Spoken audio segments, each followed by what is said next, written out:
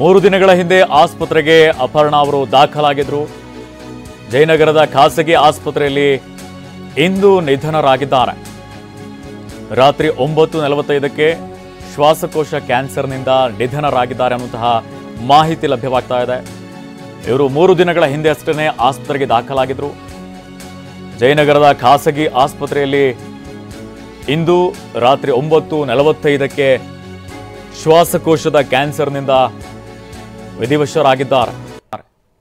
ವರ್ಷಗಳಿಂದ ನಾನು ಮತ್ತು ಅವಳು ಇಬ್ಬರೂ ಅವಳ 4ನೆಯ ಹಂತದಲ್ಲಿದ್ದ ಶ್ವಾಸಕೋಶದ ಕ್ಯಾನ್ಸರ್ನನ್ನು ಸೆಣಸ್ತಾ ಇದ್ವಿ.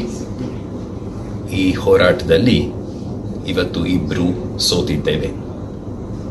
ಅತ್ಯಂತ ವಿಷಾದದಿಂದ ಈ ಮಾತನ್ನು ನಿಮ್ಮಗಳ ಎದುರಿಡ್ತಾ ಇದ್ದೇನೆ. ಅಪರ್ಣಾಳಿಗೆ ಬರುವ ಅಕ್ಟೋಬರಿಗೆ 58 ವರ್ಷ ತುಂಬುತ್ತಿತ್ತು. ಎಲ್ಲರ ಪ್ರೀತಿ ಸಹಕಾರ ಒಡನಿರಲಿ ಅಂತ ಕೋರ್ತಾ ನನ್ನೆರಡು ಮಾತುಗಳನ್ನ ನಿಲ್ಲಿಸ್ತೇನೆ. ಧನ್ಯವಾದ. ಸ್ವರ್ಗಸ್ಥಳಾಗಿದ್ದಾಳೆ. ಕಳೆದ 2 ವರ್ಷಗಳಿಂದ ನಾನು ಮತ್ತು ಅವಳು ಇಬ್ಬರು